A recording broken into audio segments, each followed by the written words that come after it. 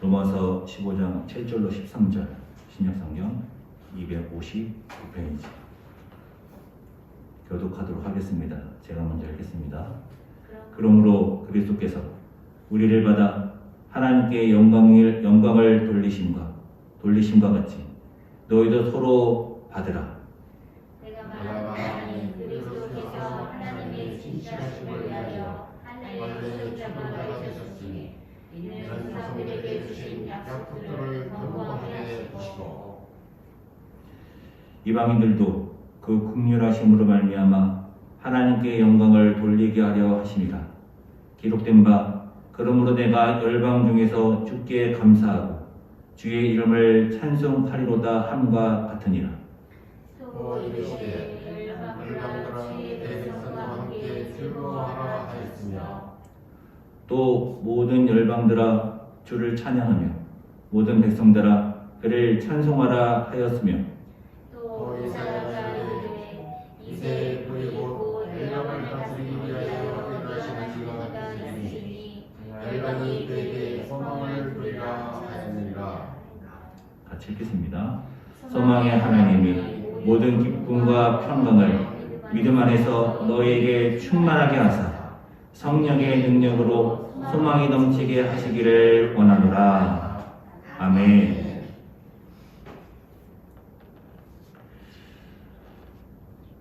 말씀을 준비하면서 말씀을 전하면서 말씀이 저에게 큰 부담을 줄 때가 있습니다. 예를 들면 로마서 14장 8절 우리가 살아도 주를 위하여 살고 죽어도 주를 위하여 죽나니 그러므로 사나 죽으나 우리가 주의 것이거든. 주를 위하여 살고 주를 위하여 죽는다라는 말씀이 목사인 저에게도 부담이 되는 말씀입니다. 왜냐하면 내가 주를 위하여 살고 있나? 주를 위하여 죽을 수 있나? 이런 도전이 저에게도 되기 때문입니다.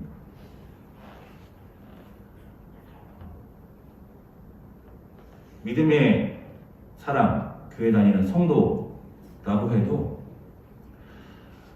이렇게 살지 않는 사람이 실제로 많잖아요. 교회도 나가고 헌금도 하고 하지만 주를 위해 살고 주를 위해 죽는 성도들이 얼마나 있을까? 그리고 우리는 주의 것이다. 이 말을 받아들인 성도가 얼마나 있을까? 예수님을 믿는 사람에게 하나님이 이 세상을 창조하셨습니다. 그러면 다 아멘으로 받아들입니다. 하나님이 이 세상을 창조하셨지. 그걸 믿으니까 교회에 나오겠죠. 하나님께서 다 창조하셨으니까 하나님이 당신도 창조했습니다. 이것도 다 아멘으로 받아들여요. 그렇지, 하나님이 나도 창조하셨지.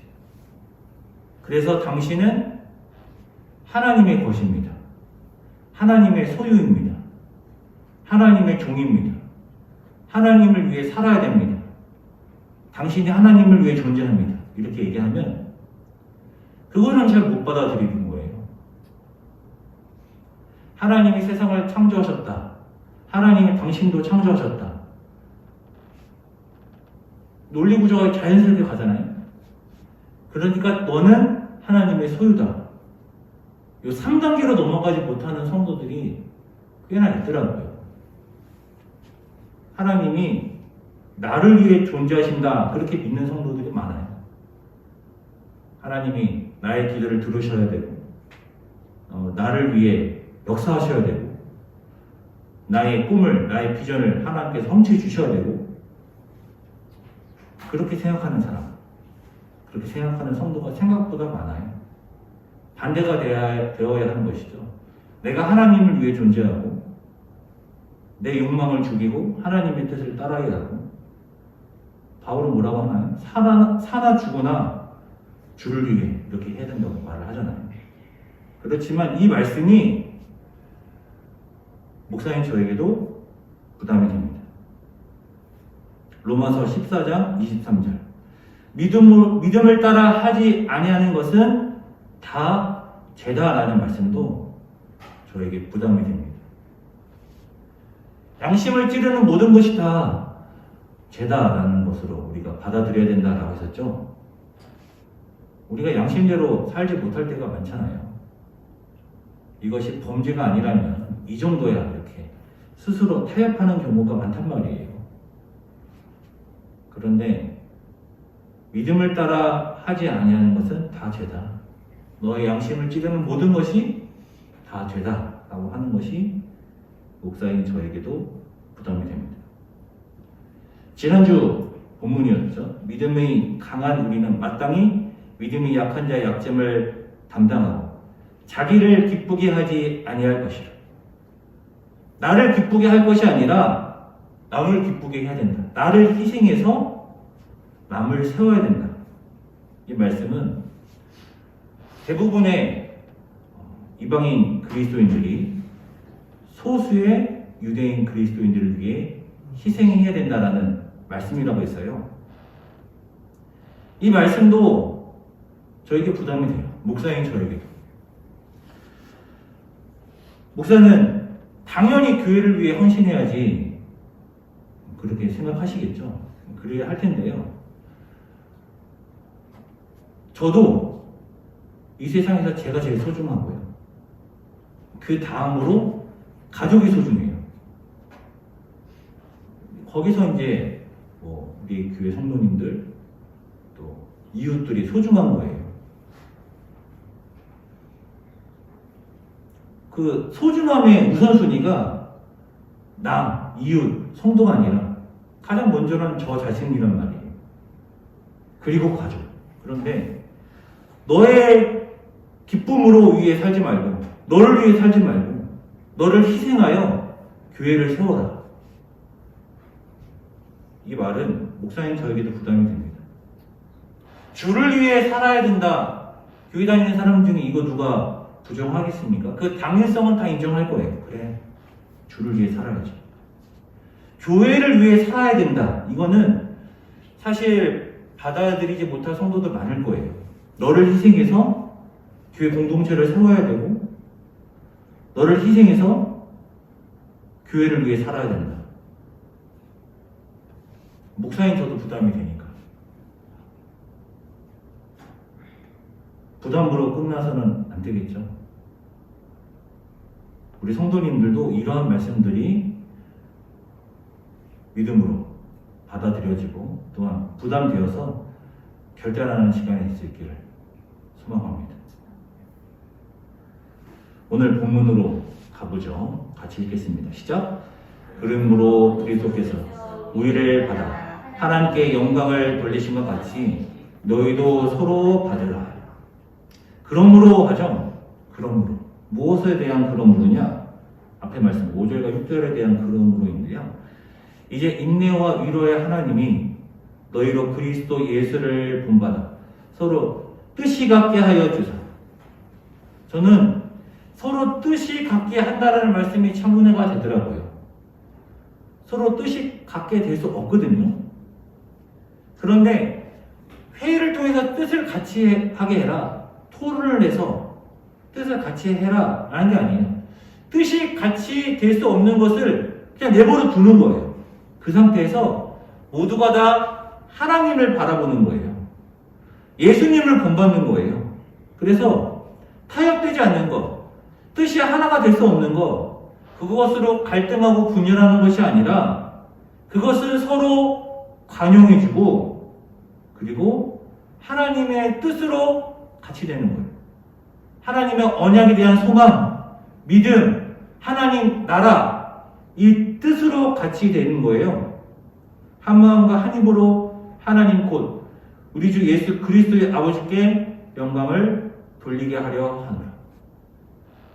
서로 뜻이 같이 될 수 없는 것으로 갈등하는 것이 아니라 하나님을 바라보며 그 영광을 위해 사는 거예요.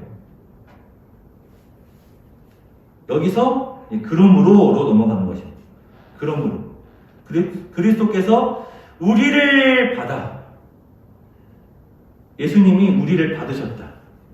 그래서 우리를 받으심으로 하나님께 영광을 돌리셨다. 그 앞절에 뭐라고 했어요?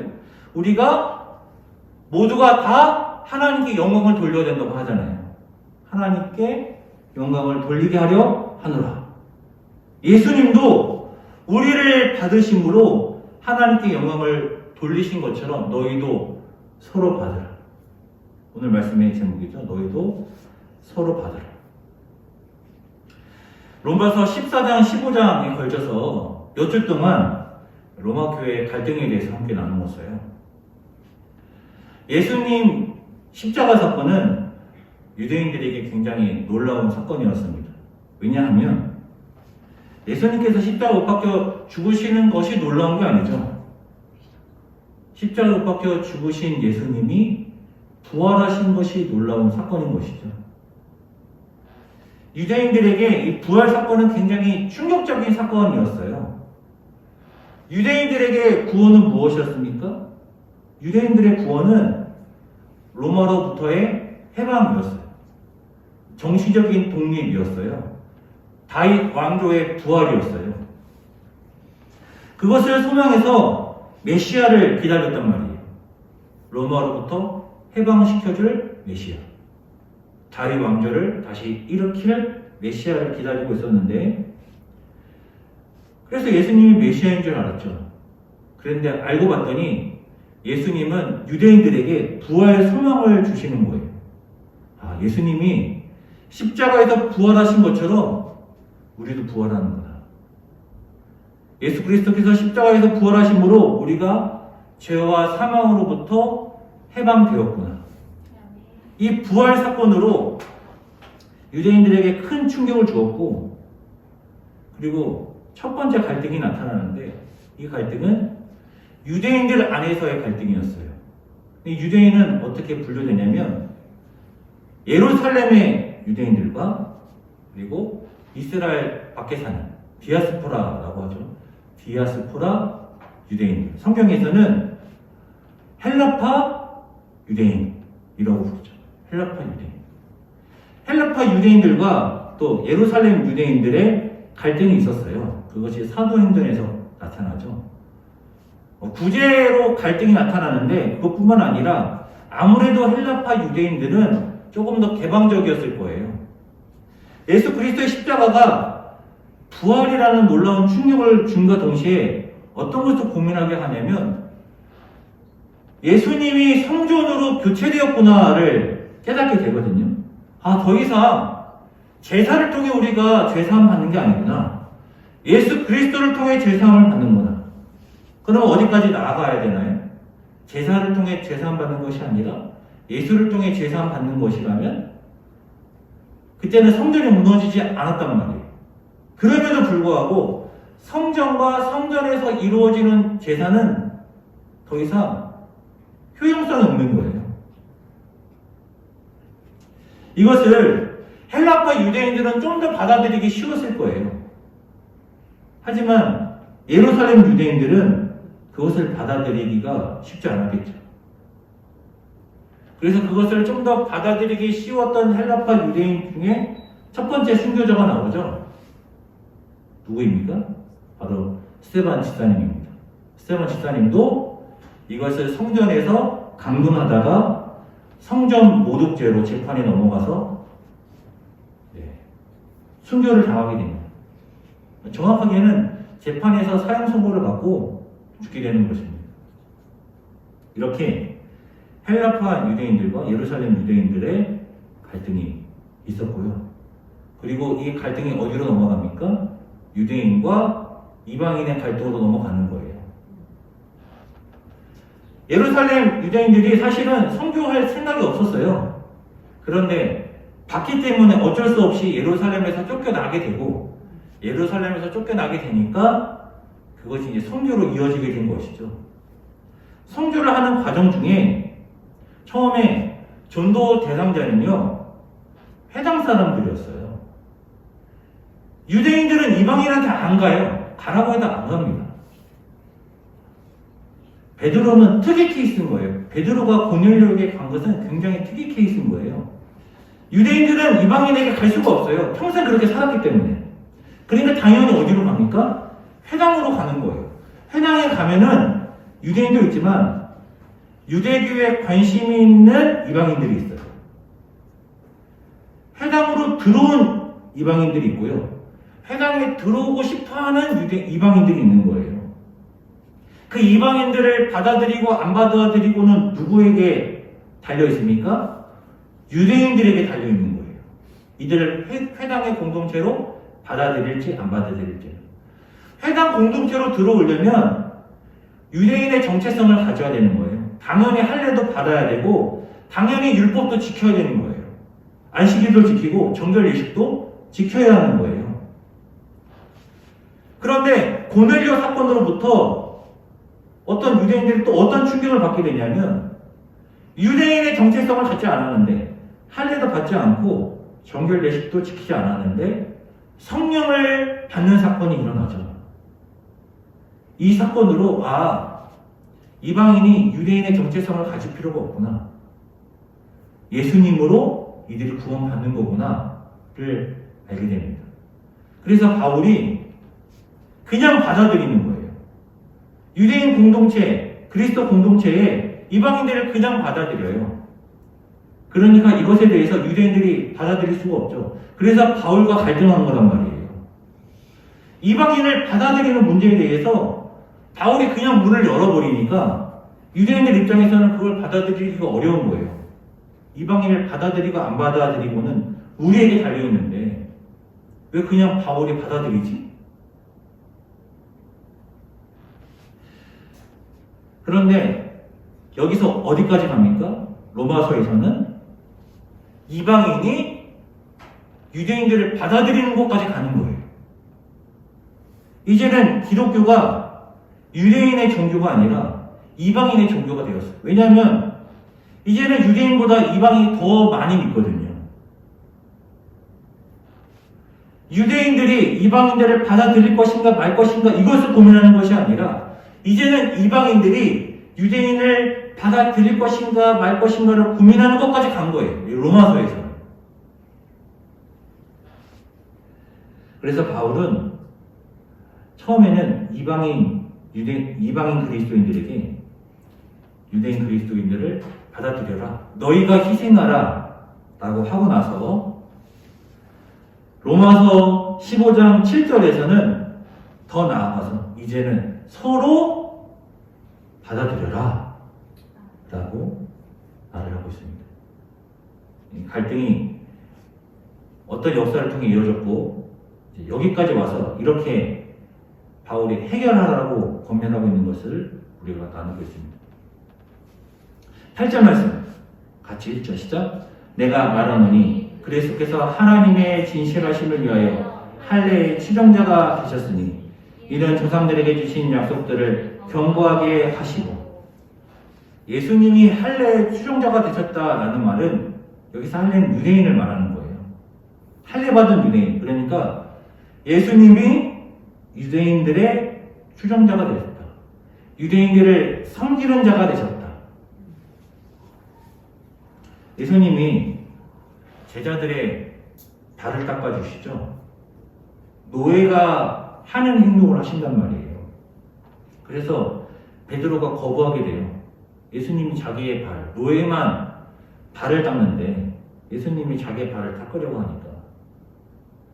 근데 그것은 무엇을 상징하는 것이었습니까? 십자가를 상징하는 거였어요. 예수님이 발 닦아주는 거 사복음서 다 나올 것 같지만 요한복음에서만 나오고요. 요한복음에서는 성찬이 나오지 않죠. 성찬이 나오지 않고 세족식이 나오므로 해서 예수 그리스도의 십자가 사건을 상징한단 말이에요. 그러니까 예수 그리스도의 십자가 사건은 유대인을 섬기는 거예요. 유대인들을 위해 희생하시는 거예요. 그렇게 예수님은 할례의 추종자가 되신 거예요. 근데 왜 그렇게 하셨느냐? 왜냐하면은 조상들에게 주신 약속을 견고하게 하시려고. 하나님의 백성 이스라엘과 맺은 그 언약을 성취하시려고. 예수 그리스도의 십자가 사건은 하나님의 언약의 성취인 것이죠. 그런데 그것으로 끝나는 것이 아니라 같이 읽으시죠. 이방인들도 그 긍휼하심으로 말미암아 하나님께 영광을 돌리게 하려 하심이라. 기록된 바 그러므로 내가 열방 중에서 주께 감사하고 주의 이름을 찬송하리로다 함과 같으니라. 하나님 백성 이스라엘만 구원할 뿐만 아니라 이방인들도 긍휼히 여기심으로 구원하시는 거예요. 우리는 로마서 15장 8절 9절 말씀을 통해서도 먼저는 유대인이요 그리고 이방인에게로다 라는 말씀의 이 우선성, 구원은 먼저는 유대인이다 그리고 이방인이다. 먼저는 유대인이요 그리고 헬라인이다, 이방인이다. 로마서 11장에서는 뭐라고 했습니까? 로마서 11장에서는 원가지는 이스라엘이다. 너희는 돌 감람나무 가지다. 그러나 너희가 적부침을 받았다. 그러니까 로마서에서는 늘 유대인들의 우선성을 말해요. 유대인들의 우선성. 그러나 유대인들로 그치는 것이 아니라 이방인까지 구원이 확정되었다라는 것을 말합니다. 로마서 15장 8절 9절에서도 말하는 거예요. 이스라엘과 맺은 언약을 성취하시기 위해 예수님께서 할례자들의 추종자가 되셨고 뿐만 아니라 이방인들도 긍휼히 여기셨다. 그리고 나서 하나님이 유대인뿐만 아니라 이방인들도 구원하시겠다라는 약속을 이미 구약에서 언약하셨다라는 것을 내 말씀을 인용함으로 그것을 바울이 논증합니다. 첫 번째 구절에 나오죠. 내가 열방 중에서 주께 감사하고 주의 이름을 찬송하리로다 함과 같으니라. 시편과 이사야 말씀으로 논증을 하는 거예요.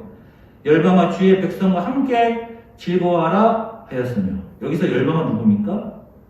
유대인들만 말하는 것이 아니라 이방인까지 열방과 주의 백성과 함께 즐거워하라. 또 모든 열방들아 주를 찬양하며 모든 백성들아 그를 찬송하라. 하나님의 백성 이스라엘만 하나님을 찬송하고 찬양하는 것이 아니라 이방인들도 주를 찬양하라, 찬송하라 이렇게 말하고 있단 말이에요. 또 이사야가 이르되 이새의 뿔이 곧 열방을 다스리기 위하여 일어나시는 이가 있으리니 열방이 그에게 소망을 두리라 하였느니라. 이사야 말씀까지 인용하므로 이새의 뿌리는 누구입니까? 다윗이죠.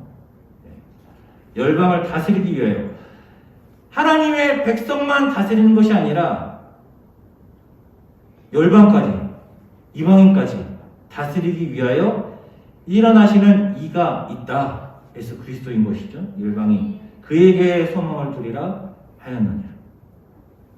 같이 읽죠. 시작. 소망의 하나님이 모든 기쁨과 평강을 믿음 안에서 너에게 충만하게 하사 성령의 능력으로 소망에 넘치게 하시기를 원하노라. 저는 설교 모두에서 말씀이 부담이 된다라는 그런 말씀을 드렸어요. 목사인 저에게도 부담이 된다. 살아도 주를 위해 죽어도 주를 위해 목사인 저에게도 부담이 된다. 너를 희생해서 교회를 세워라. 교회를 위해 살아라. 이 말씀이 부담된다.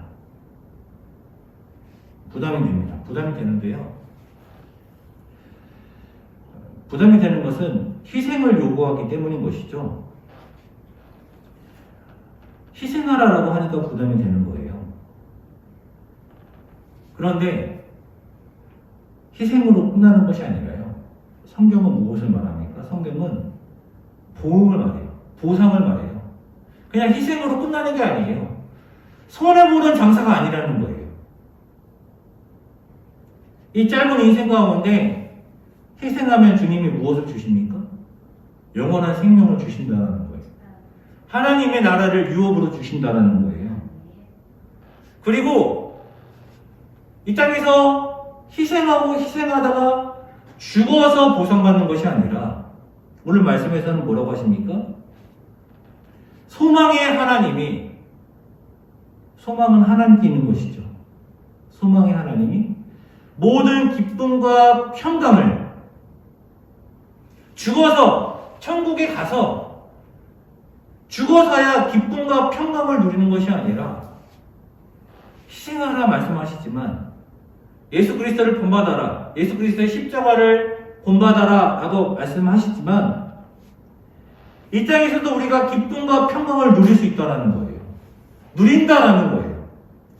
소망의 하나님의 모든 기쁨과 평강을, 모든 기쁨과 평강을 믿음 안에서 너희에게 충만하게 하사 천국 가서 죽고 나서 죽음과 부활 이후에나 이 기쁨과 평강을 누리는 것이 아니라 지금 너희에게 기쁨과 평강을, 모든 기쁨과 평강을 충만하게 하사 성령의 능력으로 소망을 넘치게 하시기를 원합니다.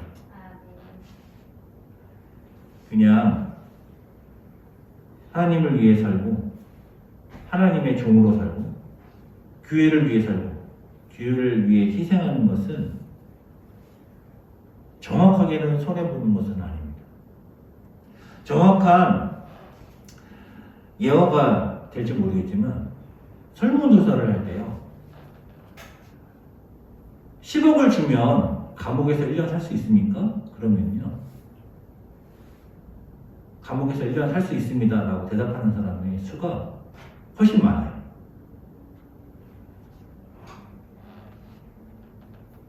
죄를 짓고 감옥에 가는 것이 아니라 감옥에서 1년 희생해서 10억을 벌 수 있다면 그 정도 희생을 하겠다는 거예요.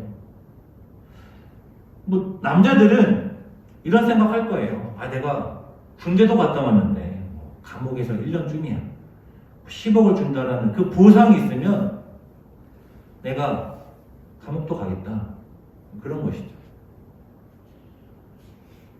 어느 정도의 보상이 주어지면은 웬만한 희생을 한다라는 거예요. 감옥 가는 희생도 하겠다라는 거예요. 세상 사람들은.